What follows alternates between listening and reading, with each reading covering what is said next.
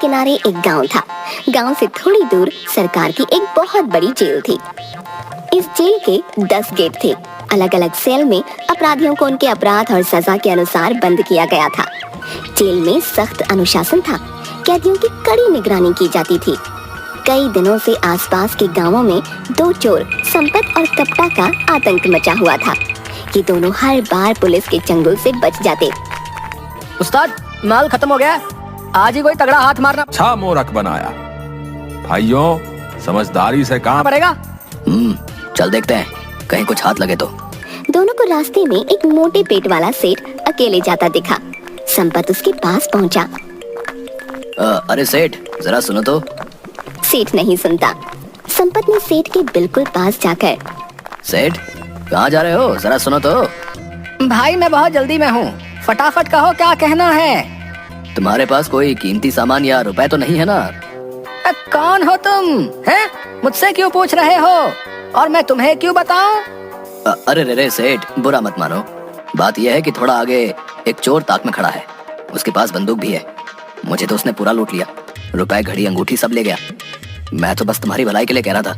अच्छा, तो मैं वापस चला जाता हूँ। तभी सामने से कपटा आता हुआ दिखाई दिया। कोई फायदा नहीं, वो इधर ही आ रहा है। अब क्या करूं?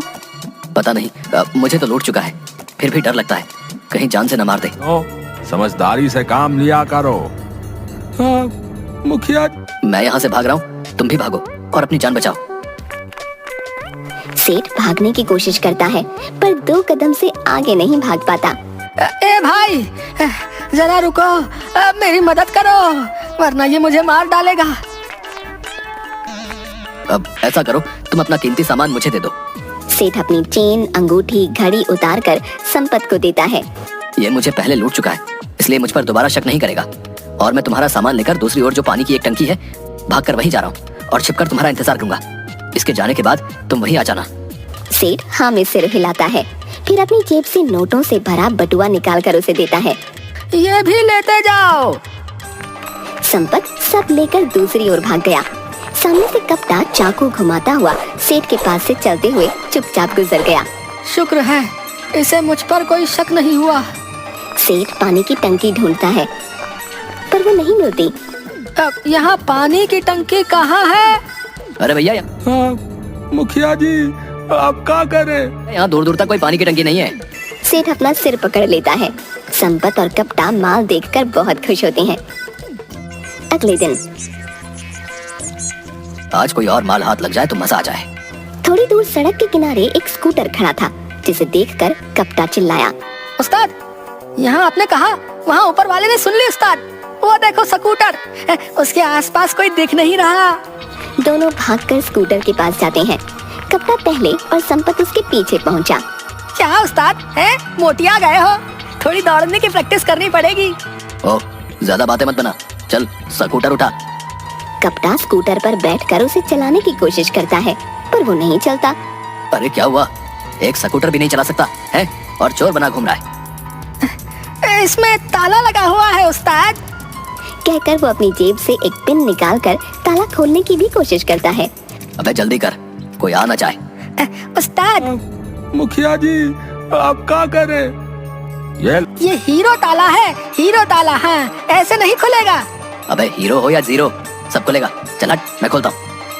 संपत एक बार में ही पिन से ताला खोल देता है, फिर अपनी कॉलर ऊपर करके बाल ठीक करता है। वाह उस्ताद वाह, मान गए।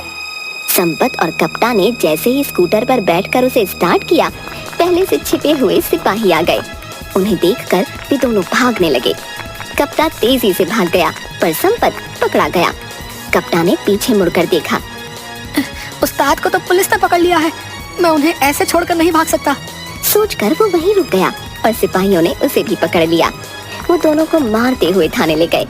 अरे पकड़े गए ना बच्चे, हैं? क्या सोच रखा था, कभी पकड़ में नहीं आओगे?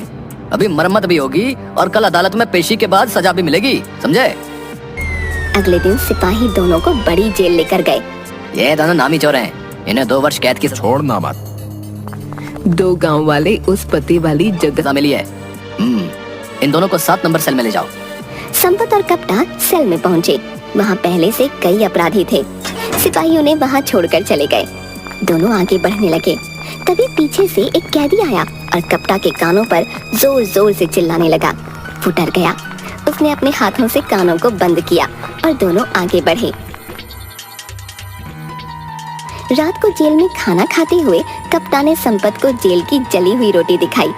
याद है वो बचपन का खेल? जेल में आए हो, अब तो जेल की रोटी खानी पड़ेगी, जेल का पानी पीना पड़ेगा। क्या उस्ताद आप भी? रात को सोते हुए एक कैदी ने संपत का कंबल उठा लिया। वो घबरा कर उठा। तुमने मेरा कंबल क्यों लिया? यह तुम्हारा नहीं, जेल का है। तुम क्या इसे अपने घर से लेके आए हो हैं? इसे मैंने उठाया था, चुपचाप वापस करो। अब ये मेरा है, मैं नहीं दूंगा, देखता हूँ क्या करता है। संपत उसे मारने के लिए आगे बढ़ता है। तभी ये लो, हमारे पास उन्होंने एक बूढ़ा कैदी आकर बोलता है, कोई नहीं लड़ेगा, समझे? और क्या आधी रात को चिक चिक लगा रखी है भाई? हैं? सबकी नींद खराब कर दी। तुम दोनों चुपचाप जाकर सो जाओ, वरना देखना। हाँ। दोनों चुपचाप अपनी अपनी जगह पर चले गए। संपत बैठा ही था कि धरती जोर जोर से हिलने लगी। बाहर सामान गिरने की आवाजें आने लगी। पास में सोया हुआ कप्ता घबरा कर उठ गया। भूकंप, भूकंप! क्या हुआ उस्ताद, क्या हुआ? धरती फिर से जोर से हिलने लगी। तेज भूकंप। इसी तरह फिर से भूकंप के झटके आए और बारिश होने लगी। सभी लोग घबराकर अपनी अपनी जगह पर बैठ गए। सुबह मौसम साफ होने पर एक सिपाही जेलर के पास आकर बोला, सर, ऑर्डर आया है कि कल रात भूकंप से बहुत जानमाल का नुकसान हुआ है। कई घर और सड़कें ढह गई हैं, रास्ते बंद हो गए हैं, तो तत्काल राहत कार्य के लिए जेल के कैदियों को लगाना होगा। मामला गंभीर है, कभी सोचा नहीं था ऐसा भी होगा। भैया, ये पता किधर है? ऐसा करो, गंभीर अपराधियों को छोड़कर बाकी सबको कड़ी निगरानी में राहत कार्य में लगा दो। जी सर। तुम सब लोग यहाँ से निकलने के लिए जल्दी तैयार हो जाओ। कहाँ घुमाने ले जा रहे हो भाई? ओ काका, बुढ़ापे में पिकनिक जाना है? लगता है हमारे लिए जेल भी छोटी पड़ गई है। सब हंसने लगे। चुप रहो और ध्यान से सुनो, घुमाने नहीं, तुम्हारे पाप धोने के लिए ले जा रहे हैं। उस्ताद, जेल से बाहर जाने को मिल रहा है, भागने का अच्छा चांस है। हाँ, मौका मिलते ही निकल लेंगे, मैं तुझे इशारा करूंगा, समझ? सभी कैदियों को एक जगह ले जाया गया। वहाँ कई घर ढह गए थे। चारों ओर मलबा ही मलबा था। सभी कैदी मलबा हटाने में लग गए। सिपाही उनकी निगरानी कर रहे थे। तभी अचानक मलबा हटाते हुए एक कैदी जोर से चिल्लाया, जल्दी आओ, जल्दी आओ। क्यों चिल्ला रहे हो? कोई भूत देख लिया क्या? इधर देखो, हाथ, हाथ। सभी लोग उस ओर चले गए। मौका देखकर संपत ने कप्ता को हाथ से इशारा किया। दोनों सबकी नजरें थोड़ा आगे एक खाली मैदान है, वहीं है। बचाकर वहाँ से निकलने लगे। तभी एक सिपाही बोला, अरे ये तो जिंदा है। मलबे से जहाँ से कैदी ने मिट्टी हटाई, वहाँ किसी व्यक्ति की हथेली दिखाई दी। जब सिपाही ने नस देखी तो वो चल रही थी। अरे ये अभी तक जिंदा है, सब लोग जल्दी से मलबा हटाओ। ये बात सुनकर संपत रुककर मलबा हटाने लगा। उस व्यक्ति को निकालकर सबने शिविर कैंप में पहुंचाया। उस्ताद, जल्दी चलो ना, इससे अच्छा भागने का मौका दोबारा नहीं मिलेगा। नहीं, तू जा, मेरा मन नहीं है। देख, अभी यहाँ हमारी जरूरत है, हो सकता है हमारी वजह से किसी की जान बच जाए। चोरी चकारी के लिए तो पूरी जिंदगी पड़ी है। क्या उस्ताद, आप जेल आकर महात्मा बन गए? कहाँ इंसानियत के चक्कर में पड़ गए? मैं कहता हूँ यहाँ से चलते हैं। नहीं, मैं नहीं, तुझे जाना है, तू जा। कप्ता हाँ में गर्दन हिला देता है। क्या काका है, तुम्हें अपना बुढ़ापा इस जेल में लड़कर बिताना है क्या? बूढ़ा उसे यहाँ से थोड़ा आगे एक खाली मैदान है, वहीं है। घूर कर देखता है। चलो यहाँ से भाग जाते हैं। तू मुझे क्यों कह रहा है? तुझे जाना है तो जा। तुम भी चलो, तुम्हें ये छोड़कर जाने का जी नहीं करता। बूढ़ा मुस्कुराने लगा।